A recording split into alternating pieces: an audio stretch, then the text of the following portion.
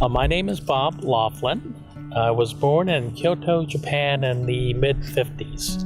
I came to the United States with my mother in 1957, and we went back and forth from Japan to the US. But originally, we landed in Camp Lejeune, North Carolina. My father was in the military, the US Marines, and we stayed there for a number of years and then went back to Japan for a number of years as well.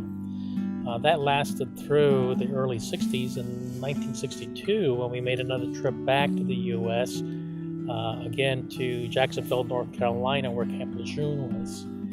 And there I started as a child to understand the culture of the U.S. and how different it was. Back in the 60s, there were a lot of different things. One of the primary differences was the civil rights movement was starting there. But in Jacksonville, North Carolina, we still had segregation in the schools as well as in the private sector and the businesses. So I recall as a child at New River Shopping Mall, when I had to use the bathroom there, we found out there was one for colored and one for white, and not fully understanding what the culture was. My mother asked where was the one for the Japanese.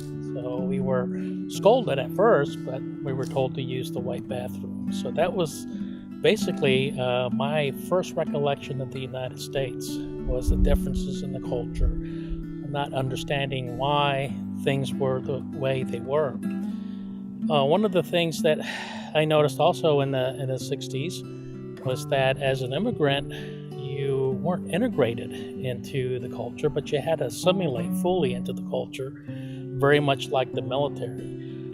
You had to assimilate into the practices, the customs, and the other things that society held you responsible for.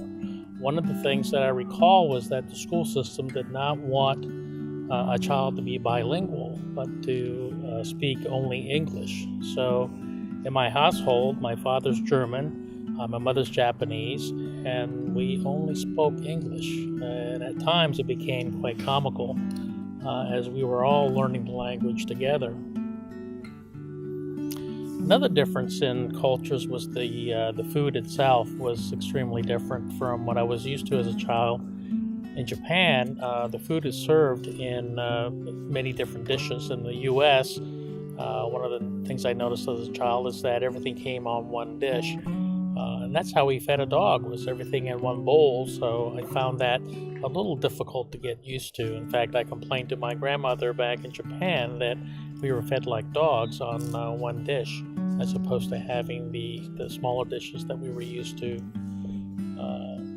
Life was pretty good until I came to California in 1965 and started school here. And the cultures were a lot different than what I was used to, not only in Japan and North Carolina, but here we had a much more, much more assimilation to do because there are so many different cultures here. We had the Hispanic culture as well as the Black. California is still predominantly white. The industry was still agricultural in Orange County. We lived in Santa Ana, and I went to Lathrop Junior High School in Santa Ana. And there I learned quite a bit. But what was interesting was in 1970, I received my citizenship. And in so doing, my name changed from Robert Laughlin to Robert O. Laughlin. And O stands for Okamura, which is my mother's family's name in Japan. But on the school roster, I started appearing as Laughlin Robert O. or Roberto.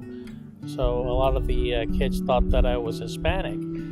And I told them, no, I'm not. And they challenged me, saying that I denied my culture as a Hispanic and refused to speak Spanish with them. So that was an interesting period in time as well, in that a lot of kids mistakenly thought that I was Hispanic rather than Asian of all things. Naturally, I didn't bother to correct them, but just try to fit in with the rest of the kids.